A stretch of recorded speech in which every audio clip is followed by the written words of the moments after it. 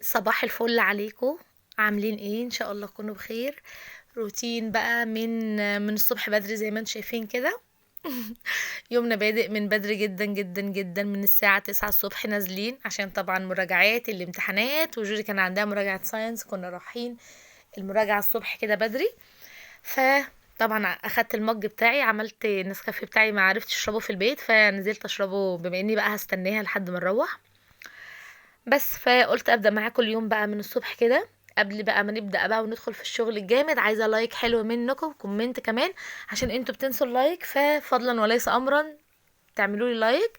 واللي لسه مشتركش في القناه وبيتفرج عليا يا ريت يعمل سبسكرايب ويشترك في القناه، عشان بقى محضره لكم شويه فيديوهات تحفه تحفه تحفه. انا اوريدي مصوراها ولسه بصور فيها، فان شاء الله الفيديوهات تعجبكم، والقناه باذن الله تبقى فيها شويه فيديوهات كده متنوعه وحاجات حلوه تعجبكم جدا جدا. اتمنى كمان تقولوا لي رايكم في الكومنتات.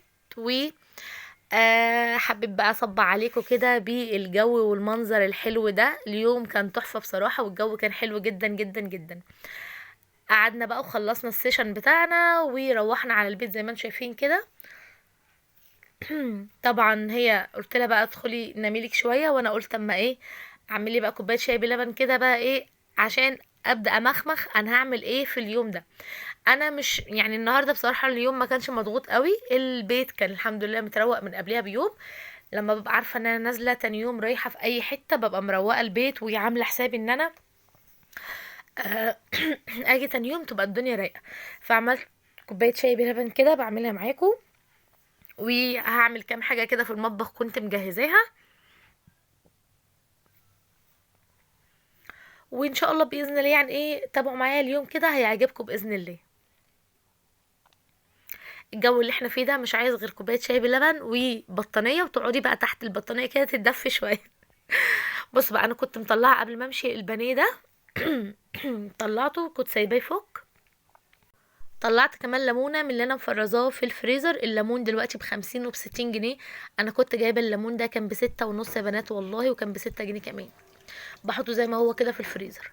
وهنا برضو بالليل كنت جايبة 5 كيلو طماطم وغسلتهم كويس وقطعتهم كده، وكنت حطاهم يتغلوا، وكان لونهم مش احمر قوي، فحطيت معاهم كده ايه شريحتين من البنجر برضو اللي انا مفرزاه. هما كده كانت الطماطم كانت استوت كده والقشرة بتاعتها اتشالت من عليها. فهضربها، هضربها بالهاند بلندر، او لو عندك خلاط تقدري تعملي كده.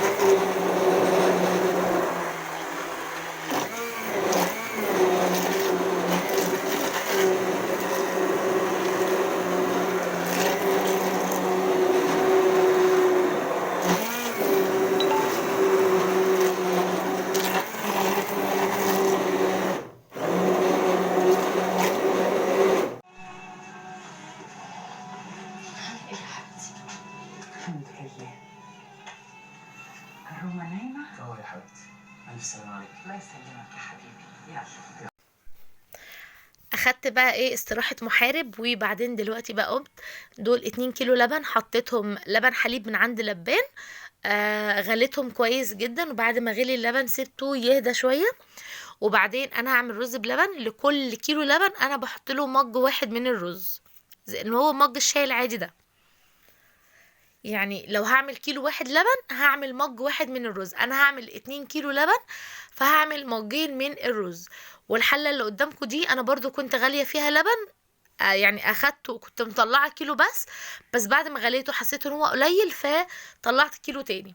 فزي ما هي كده مش هغسلها. حطيت فيها الكوبايتين الرز، وحطيت ميه، ودول هسيبه يتسلق على النار. وحطيت كمان معلقتين سكر بيخلي الرز طعمه حلو جدا.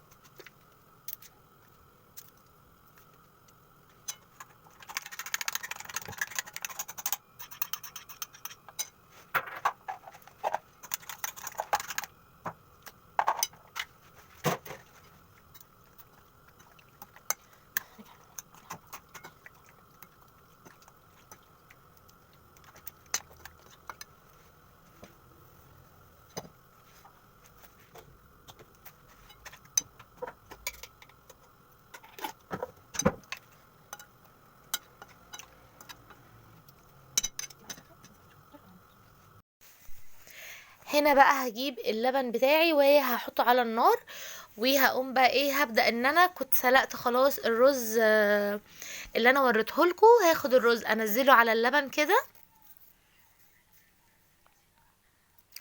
بص انا بعمل الرز اللبن بالطريقه دي بيطلع يا بنات تحفه تحفه تحفه زي اللي بنشتريه من بره بالظبط. بصوا بقى انا هقول لكم دلوقتي، انا هنزل بيه 3 معالق كبار او 4 معالق من القشطه بديل القشطه البلدي، 3 معالق كبار من اللبن البودر او معلقتين كبار او من الكريم شانتيه، او لو الثلاث مكونات دول موجودين عندي تقدروا تحطيهم الثلاثه وهيطلع خطير. وسكر طبعا حسب الرغبه بتاعتك، حسب ما انت بتحطي ايه.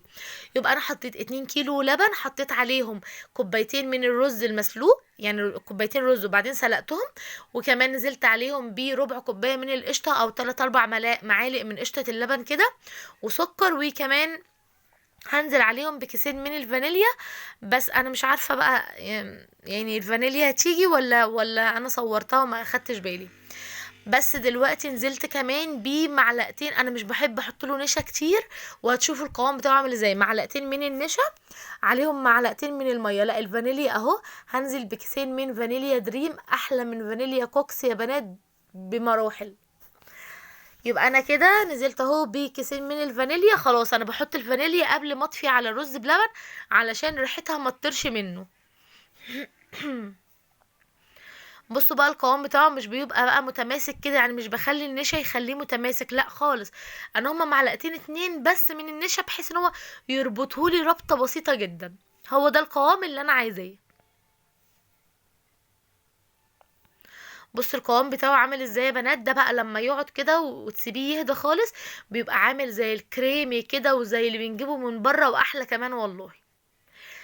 بس حاجة حلوة وحاجة مغذية جدا للولاد، وفي الشتاء اللي احنا فيه دوت لو اكلوه دافي كده يدفيهم جدا يا بنات. وكمان بقى حاجة مغذية، الولاد اللي مش بيشربوا اللبن تقدري تدخله لهم كده في رز بلبن، في كريم كراميل، مهلبية، الحاجات دي بتبقى حلوة قوي. عايزاكم بقى تقولولي في تصوير الفيديو كده عجبكم ولا لأ، والمقاطع اللي انا بعملها كده بدون صوت صوتية كده برضو بتعجبكم ولا لأ. هنا بقى ما شاء الله بصوا اللبن، الرز بلبن تحفة وكميته. انا عايزه اقول لكم البوله دي كبيره، فما شاء الله بصوا عمل معايا يعني بصوا 11 طبق والكميه حلوه قوي. البانيه بقى هجيبه بقى بعد ما اتبل كده، هقوم ايه حطاه في البقسماط على طول بس وهقليه.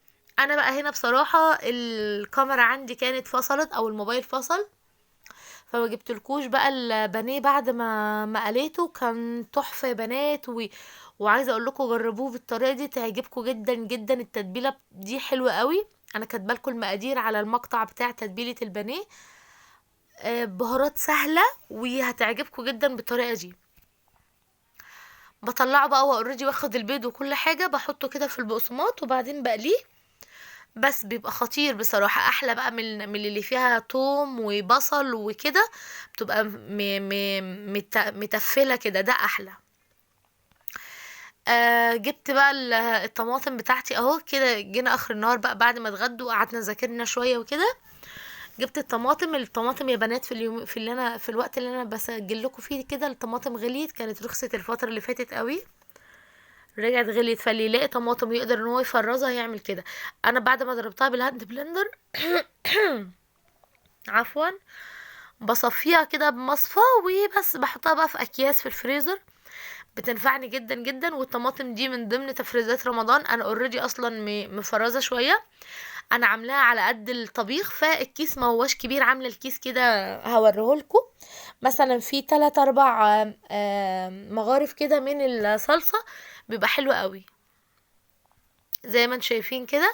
وكمان الكميه دي عملت بيها اكله، وعملت المكرونه اللي عملتها جنب البانيه وعملت كيس تاني بقوا 7 اكياس وحطيتهم في الفريزر.